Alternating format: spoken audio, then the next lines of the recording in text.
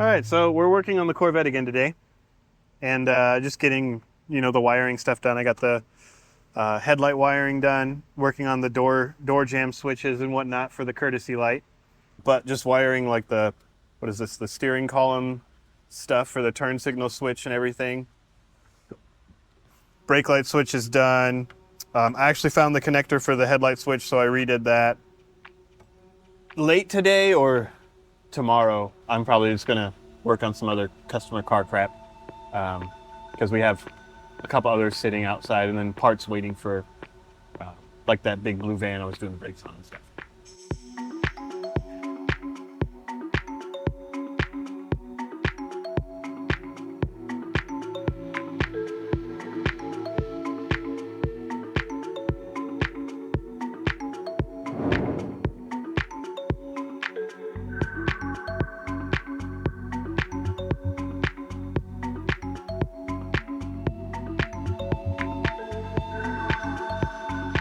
Somebody.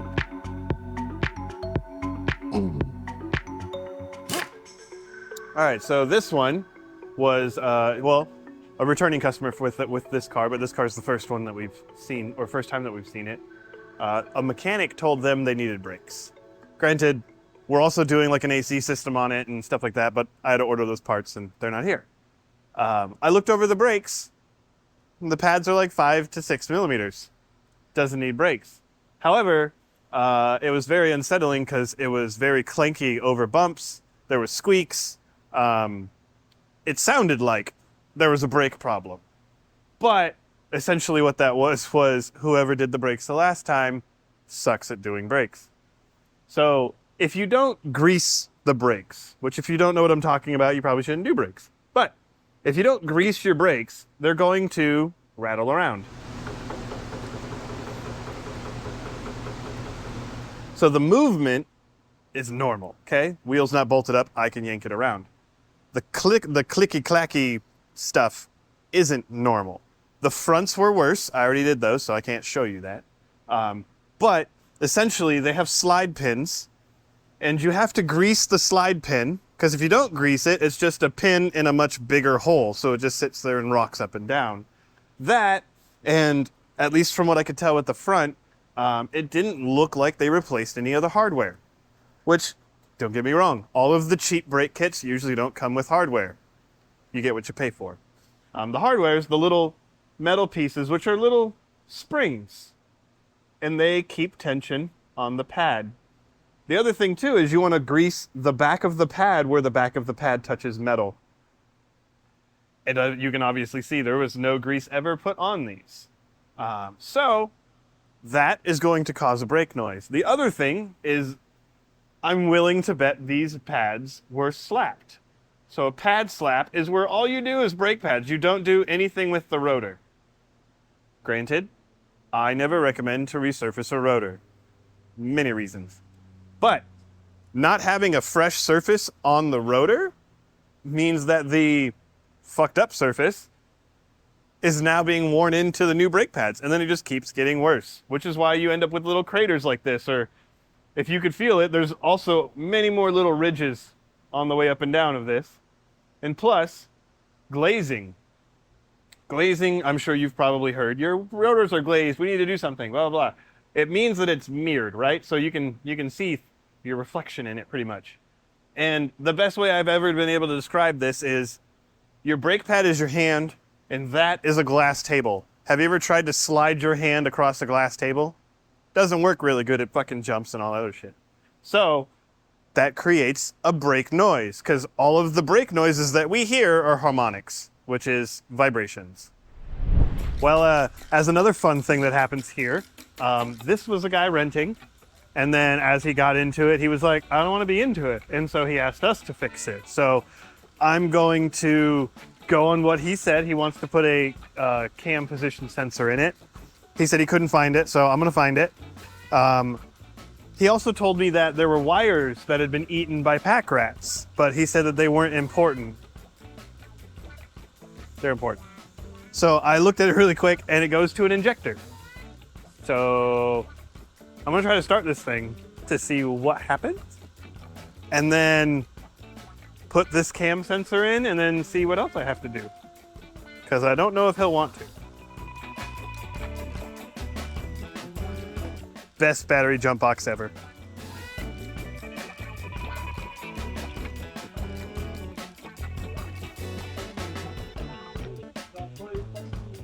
Because when you have a completely dead battery, these don't work. But we have a not dead battery over there. Good sign, good sign. Are we in neutral? That's neutral.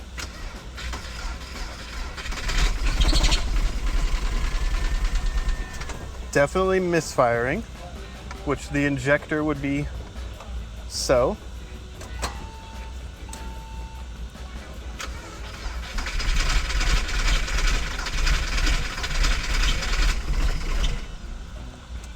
Gas doesn't do anything. I'm just trying to get the check engine light to actually come on because the battery's been dead for however long.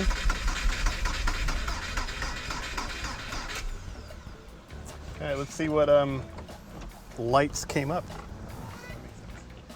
All right, so injector cylinder 1 makes sense. And then camshaft position sensor, bank 1. He was wrong about that too. Yeah, because he said bank 2. So, but bank 1 and injector 1 are on the side that pack rats have been on. So, investigation. What are you gonna do about that? Well, the plot thickens. So I come down here to look for the sensor, which I'm pretty sure is up on this side.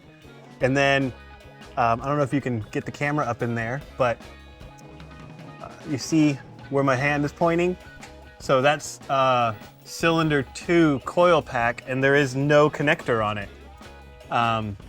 Where the connector went, I don't know. But if we look at cylinder 1, these are the wires that go to the coil pack for cylinder 1. So not only are the injector wires for cylinder 1 eaten, but the wires for the coil pack are eaten. And then we don't know where cylinder 2 connector actually is. There's also like a oil pressure sensor way up there too that you can see from the top, but it's missing a connector completely. Yeah, I'm just wondering what else we're gonna find. All right, so we're here with the E350 that I did the brakes on. We showed you that. So I'm here to fix the AC issue, which apparently they had the AC $3,000, whatever, 2 years ago done on it. So essentially I checked the refrigerant level, I put refrigerant in it, I saw the pressures, and it was telling me that the compressor wasn't working the best that it could. Essentially, you know, low side was high, high side was low. It's not doing what it should. So we're going through replacing stuff. I'm about to take the compressor off, but I wanted to explain to you the system, right? So the compressor, if a compressor ever grenades, you know, metal shaving, so on and so forth, you need to replace everything in the system except for a tube. If it's just a tube, if it's an evaporator, a condenser, a receiver dryer, an orifice tube, any of that, it needs to be replaced. If it's just a tube, then you can flush it out. You can't flush out evaporators and condensers like you could in the 80s or 70s or whatever. They're made different now. You're not going to get all of the little flakes. And I guarantee you, if it grenaded before, which I'm going to see more when I take off the tubes for the compressor, but if it grenaded before, them not replacing everything, which I don't know what the $3,000 was, but them not replacing everything is most likely why this compressor went bad. Now, I'll show you an orifice tube, which is one thing that is on some AC systems. It's not on all. And it is an orifice and it's a tube. So it's supposed to screen and also change the pressure from one side of the system to the other. This is what came out of this system, which is also why I'm kind of expecting having to call them and tell them that it needs the evaporators and the condenser. But I don't know if you can see how gunky that looks. It's not supposed to be gunky at all.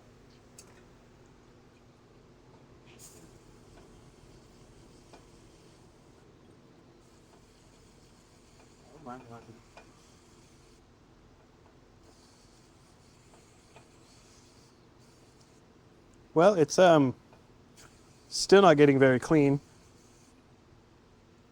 But you can see the mesh now. This stuff causes AC systems to go bad. You're not supposed to have any of that gunk inside your AC system. Most likely that was from before and wasn't actually cleaned out of the system. So, if you ever have an AC system where the compressor has an issue at all and you don't replace most or if not all the system, probably going to have this kind of problem. So I got the compressor out and I decided to dump it because I see what looks like shavings and whatnot in there. And I mean, not a whole lot is in the oil that was in the compressor, but that doesn't mean that it wasn't circulating. It's like little, it's really tiny little flakes. Like over here, there's some little shiny pieces and I mean, the black stuff, I'm not too sure what that stuff is. I mean, like these big chunks came from somewhere outside of the AC compressor. It wasn't inside, but like these little chunks might have come from around there. But then again, you also look and like the seal wasn't very well sealed. Either that or they didn't clean it at all when they installed it. Because I haven't wiped that away and it is all the way up to the edge. So I'm just going to have to chalk it up to whoever put the AC stuff in before probably flushed out the condenser and evaporators, which doesn't get everything anymore, and then didn't clean anything when they put it together. Which, yeah, there's more of that black shit all in the exhaust port here. I know. Important calls. All right, well, I think I know what the Black Death is, which is essentially the graphite or whatever this thing is right here, which is essentially the rings for these little pistons. I don't see anything super broken in this, but if metal shavings were still in the system from before, they would probably get wedged around there because this is the weakest link compared to the metal piston in the metal cylinders. So if these have any gouges or any kind of wear on them, it's not going to create as much pressure as it should. And it's just going to continue pushing black gook around the system. All right, so I got the okay on fixing the wiring for the Porsche, which I'm gonna check first to see if the cam sensor code comes up as well. Is this? AC's done charging too. I have another car I'm working on. But yeah, we're gonna put cylinder 1 back together and plug in cylinder 2 because we found the connector, and then I got to double check and see what like oil pressure sensor or whatever is missing a connector there, and then see if that wire that's also just sitting in there goes to it. And then we'll start it, see how it runs, and see if we need to do the cam position sensor as well. Also, I try to be really nice, but I don't have any black wire. So I figured if 2 of them match, you can kind of figure out that the 3rd one is. All right, we're gonna try, see how it goes. And if it runs decent, I'll clear the codes, see if the cam position sensor one comes back, and then we'll do that.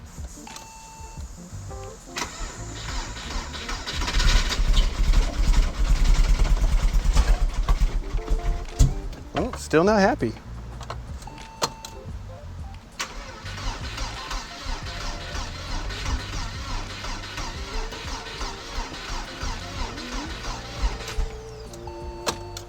Well, I mean, gas gauge is on, the light's on, so always a possibility. Oh, that was interesting. Alrighty then.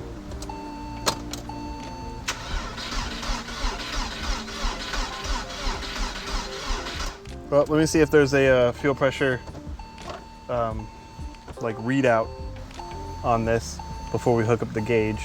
And yeah, it started fine, or wanted to start the first time. So my only guess is, are we that low on gas? I decided to go look at live data, and it does have a pending camshaft position sensor code, but it doesn't have the injector code before, which makes sense. However, I'm kind of confused because I think we also might have a bad math, or it might not be plugged in, only because so the intake air temp is at -40 degrees, which, if you know, but if it's at -40 degrees, it essentially means that it's either unplugged or bad, because that's not a thing. Plus, it's like 90 out. O2 sensors. I'm just trying to look and see if we have fuel pressure, but I don't think we do, so I'm gonna look at the math and just see if it's plugged in, because like I said, -40, not possible.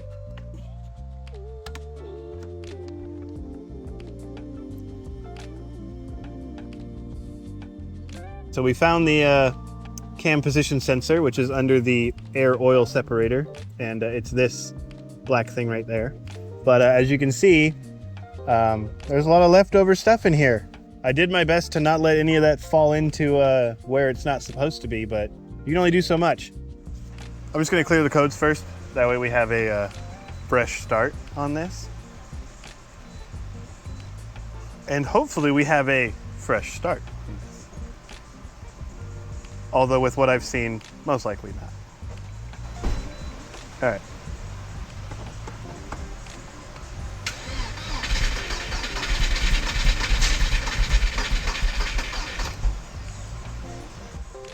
Well, it tried harder. No codes right now. Granted, the gas does smell horrible, but I want to also check and see if the mass airflow sensor is working. TPS kind of works. Floored is 76.9%. All right, so intake air temperature sensor we know is reading -40. That's bad. Mass airflow sensor, this should be showing a number more than 0. So we'll see if it does that.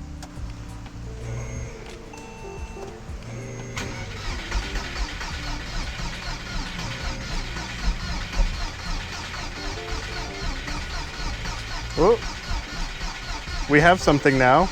97 degrees and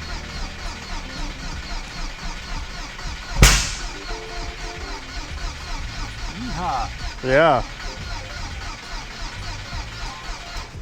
Ooh, man, that smells like Rancid. yeah. Also, the backfires just mean that shit's not getting burnt and then it gets hot enough to burn. And we still have a pending camshaft position sensor code. So, possibility is that the camshaft positions on that side or that bank are actually off. Definitely could be, and that's why it's saying this code. Because this code does not mean the sensor is bad. It means that that sensor is seeing a problem, or it's seeing a problem. I'm gonna call him and tell him that we did what he wanted, and it still doesn't work. So we'll see if he wants me to look at it or if he wants to guess again. Good video.